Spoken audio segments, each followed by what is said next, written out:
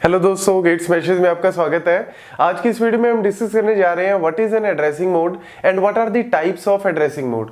Computer organization और architecture में अगर हम बात करें तो एड्रेसिंग मोड जो है one of the most important topic है, क्योंकि अगर आप कोई भी कॉम्पिटिटिव एग्जाम की बात करें या अपने कॉलेज या यूनिवर्सिटी लेवल के एग्जाम की अगर बात करें तो वहां पे भी आपको एड्रेसिंग मोड का क्वेश्चन जो है वो डेफिनेटली मिलेगा ही मिलेगा। और बहुत ही सिंपल सा टॉपिक है।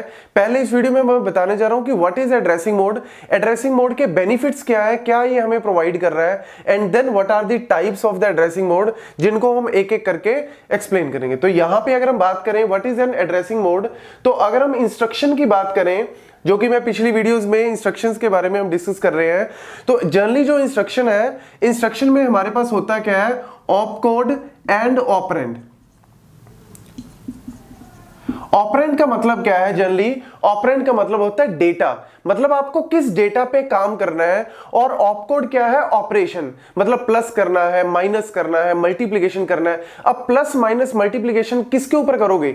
डेटा के ऊपर ही करोगे। जैसे हम सिंपल सी में प्रोग्राम लिखते हैं, a is equal to 10, int b is equal to 20, c is equal to a plus b, मतलब एडिशन कर रहे हैं या सब्ट्रैक्शन कर रहे हैं। तो ये जो डेटा हम पास करते हैं, ये डेटा जो है यहां पे हमें ऑपरेंड की, जो ऑपरेंड हम बोल रहे हैं वो एक्चुअल में क्या है, हम डेटा के बारे में बात कर रहे हैं। लेकिन अगर हम एक इंस्ट्रक्शन की बात करें, कोई भी माइक्रो इंस्ट्रक्शन अगर हम बात करें, तो इंस्ट्रक्शन के अंदर हमारे पास डायरेक्टली डेटा नहीं होता। हमारे पास क्या हो सकता है? उस डेटा का एड्रेस हो सकता है। मतलब जो हम डेटा लेके आ रहे हैं कंप्यूटर के अंदर, जो भी डेटा आ रहा है, जो हम प्रोग्राम्स के अंदर पास कर रहे हैं, वो डेटा या तो हमारे मेमोरी में सेव होता है या वो डेटा हमारे रजिस्टर्स के अंदर सेव होता है। तो जो हम यहां पे ऑपरेंड लिख रहे हैं, यहां पे जो भी हम डेटा लिख रहे हैं, जो भी हम बिट्स लिख रहे हैं, वो बिट्स एक्चुअल में क्या रिप्रेजेंट कर रही हैं? क्या वो डायरेक्टली डेटा रिप्रेजेंट कर रही है, या वो कुछ एड्रेस रिप्रेजेंट कर रही है मेमोरी का, या वो कुछ रजिस्टर का नंबर रिप्रेजेंट कर रही है? वो एक्चुअल में क्या है, एड्रेसिंग मोड से हमें पता लगता है। तो एड्रेसिंग मोड हमें बेसिकली बताता है कि ये जो ऑपरेंड की बिट्स हैं, इनको कैसे ट्रीट करना है, मतलब इनको कैसे कंसीडर करना है, ये एक्चुअल में बताता है हमें एड्रेसिंग मोड। तो यहां पे अगर हम बात करें, कोई भी यहां पे हम डायरेक्ट डेटा भी दे सकते हैं, या फिर हम यहां पे जनरली जो देते हैं वो क्या देते हैं, एड्रेस देते हैं। क्यों? क्योंकि हम अगर प्रोग्रामिंग की बात करें तो प्रोग्रामिंग में हम वेरिएबल्स के ऊपर भी काम करते हैं, हम कांस्टेंट के ऊपर भी काम करते हैं। अगर हम डायरेक्टली कांस्टेंट दे रहे हैं, कोई भी सी प्रोग्राम है उसमें हम डायरेक्ट कांस्टेंट वैल्यू दे रहे हैं, let's say we are giving the value of constant pi. अब पाई की वैल्यू क्या है? कांस्टेंट है। अब अगर ये कांस्टेंट वैल्यू दे रहे हो तो आप डायरेक्ट इंस्ट्रक्शन के अंदर उस डेटा को दे सकते हो। लेकिन जनरली हम काम करते हैं वेरिएबल्स के ऊपर।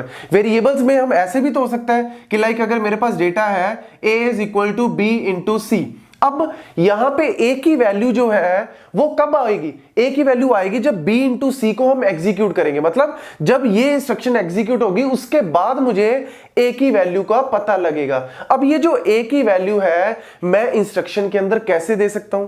जब मेरे को इंस्ट्रक्शन के एग्जीक्यूट होने के बाद पता लगेगा that what is the value of a, तो हम हमेशा डेटा की वैल्यू जो है वो डायरेक्ट इंस्ट्रक्शन के अंदर नहीं दे सकते। मतलब आप डायरेक्ट नहीं लिख सकते सब्ट्रैक्शन 2 या सब्ट्रैक्शन 3 या मल्टीप्लिकेशन 4।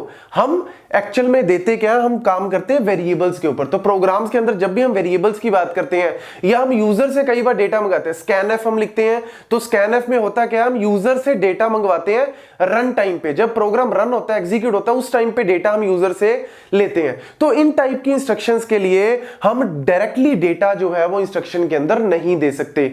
तो यहां पे मेरे पास इन बिट्स को हमने कैसे ट्रीट करना है, कैसे इनको कंसीडर करना है, वो एक्चुअल में बताता है हमें एड्रेसिंग मोड। तो जनरली हमारा पास जो भी वेरिएबल्स हैं वो जनरली हमारे या तो मेमोरी के अंदर सेव हो जाते हैं, जो भी उनके अंदर डेटा है, या फिर वो कहां हो जाते हैं, रजिस्टर्स के अंदर जो है वो सेव हो जाते हैं। तो वहां पे हमारे पास ये ऑपरेंड में जो भी डेटा दिया है, क्या वो एड्रेस है, क्या वो रजिस्टर का नंबर है, ये बिट्स जो है वो कैसे कंसीडर करनी है, ये हमें बताती हैं एड्रेसिंग मोड्स। तो एड्रेसिंग मोड्स जो है, डिफरेंट टाइप्स के एड्रेसिंग मोड्स हैं जो मैंने यहाँ पे लिखे हैं।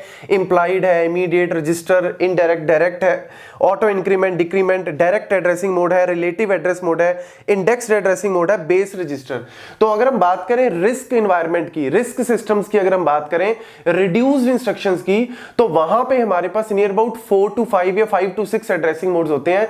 लेकिन जो सिस्क कंप्यूटर्स हैं, मतलब कॉम्प्लेक्स इंस्ट्रक्शन जो कंप्यूटर्स हैं वहां पे हमारे पास कई बार क्या होते हैं, बहुत सारे एड्रेसिंग मोड होते हैं। ये डिपेंड करता है अलग अलग कंप्यूटर्स में, अलग अलग कंप्यूटर ऑर्गेनाइजेशन में अलग अलग एड्रेसिंग मोड्स हो सकते हैं, लेकिन जनरली जो रिस्क सिस्टम है उनमें 5 to 6 एड्रेसिंग मोड जो है वो होते हैं, जो हमें बताते हैं कि इन बिट्स को ऑपरेंड में जो भी वैल्यू लिखी है, जो भी ये एड्रेस लिखा है, इसको हमने कैसे ट्रीट करना है। अब अगर हम बात करें यहां पे कि एड्रेसिंग मोड का बेनिफिट क्या है, एड्रेसिंग मोड का पहला बेनिफिट है कि नंबर ऑफ बिट्स जो है वो इंस्ट्रक्शन में हम रिड्यूस कर सकते हैं। कैसे?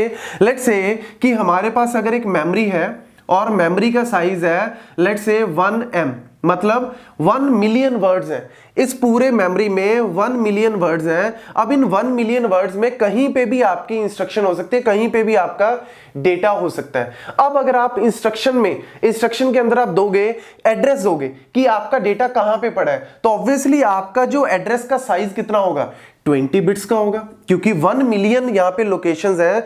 तो 1 मिलियन लोकेशंस को रिप्रेजेंट करने के लिए हम कितनी बिट्स को यूज करते हैं, 20 बिट्स को। तो इंस्ट्रक्शन के अंदर जो आपका एड्रेस वाला जो स्पेस है ना, जो ऑपरेंड वाला स्पेस है, वो कितनी बिट्स का हो जाएगा, 20 बिट्स का हो जाएगा। और हमारे पास ऑप कोड की भी बिट्स हैं, तो यानी आपकी इंस्ट्रक्शन का जो साइज है वो बढ़ जाएगा। तो हम यहाँ पे रजिस्टर के अंदर भी डेटा रख सकते हैं। अगर हम बात करें लेट्स से हमारे पास रजिस्टर्स हैं 16, नंबर ऑफ रजिस्टर्स है हमारे पास 16, तो ऑब्वियसली 16 रजिस्टर्स के अंदर डेटा कहां पे पड़ा हो सकता है, कहीं भी किसी भी रजिस्टर में डेटा पड़ा हो सकता है। तो 16 रजिस्टर्स को अगर मुझे रिप्रेजेंट करना है बिट्स में, तो मैं कितनी बिट्स को यूज करूंगा, 4 बिट्स को। कैसे?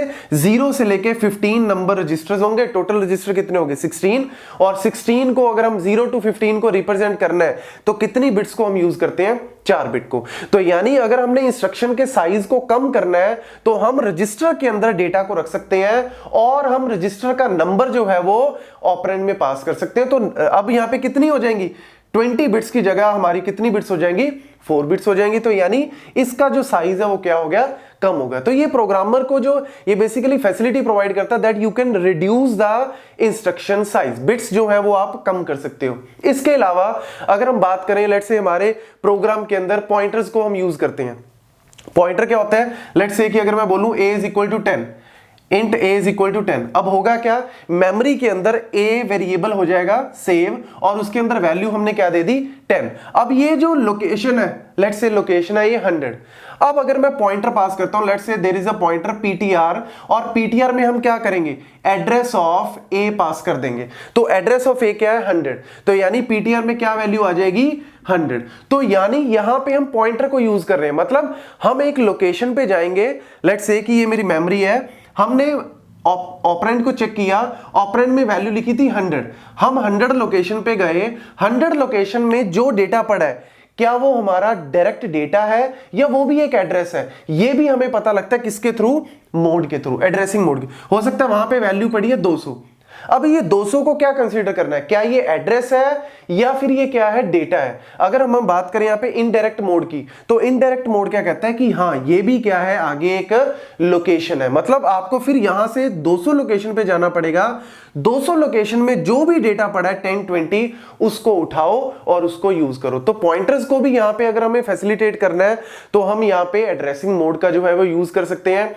या फिर अगर हम काउंटर्स की अगर बात करें, काउंटर्स मतलब लेट्स से कि अगर हम लूपिंग की बात करें, फॉर लूप है for i is equal to 1 to 10, अब यहां पे हम चाहते हैं कि अगर for i is equal to 1 to 10 लिखा और हमने printf किया हेलो, तो कहने का मतलब क्या है, यहां पे 1 to 10 जो है वो ऑटोमेटिकली इंक्रीमेंट करता रहे। तो ऑटोमेटिकली इंक्रीमेंट और डिक्रीमेंट के लिए भी हमारे पास फैसिलिटी है किसके अंदर, एड्रेसिंग मोड के अंदर। इसके अलावा इंडेक्सिंग, अगर हम डेटा के अंदर इंडेक्सिंग लगाना चाहते हैं तो इंडेक्सिंग की भी हमारे पास फैसिलिटी है, इंडेक्स्ड एड्रेसिंग मोड। और इसके अलावा हमारे पास है रीलोकेशन।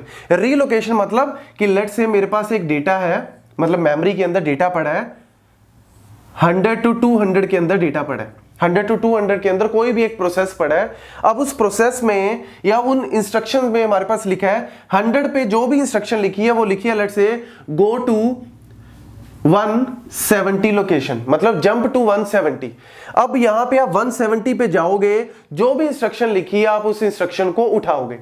लेकिन होता क्या है, हम रीलोकेशन का फंडा यूज करते हैं। मतलब ये प्रोसेस को जब सीपीयू एग्जीक्यूट करेगा या फिर इसको यूज करेगा, इन फ्यूचर अगर ये प्रोसेस दोबारा आता है तो जरूरी नहीं है कि इसको सेम ही लोकेशन मिले, हो सकता है इसको डिफरेंट लोकेशन मिले। मतलब अब हो सकता है ये 500 से 600 के बीच में आ गया, यही प्रोसेस अब 500 और 600 की लोकेशन के बीच में फिट हो गया। अब यहां पे अगर मैं लिखूं गो टू 170 तो क्या होगा, ये ऐसी एड्रेस पे चला जाएगा जो कि एक्चुअल में क्या है, इनवैलिड है। मतलब गो टू 170 का मतलब क्या है कि यहां पे इस क्वेश्चन के अकॉर्डिंग ये गो टू 570 होना चाहिए था, 70 लोकेशन पे जाना है। लेकिन ये एड्रेसेस कौन चेंज करता है, इन एड्रेसेस को रीलोकेट करने के लिए भी हम यूज करते हैं यहां पे एड्रेसिंग मोड के कॉन्सेप्ट को। तो एड्रेसिंग मोड जो है काफी फैसिलिटी, काफी बेनिफिट्स प्रोवाइड करता है। दैट इज व्हाट बेसिकली अगर हम लूपिंग वगैरह यूज कर रहे हैं, या फिर अगर हम पॉइंटर्स यूज कर रहे हैं,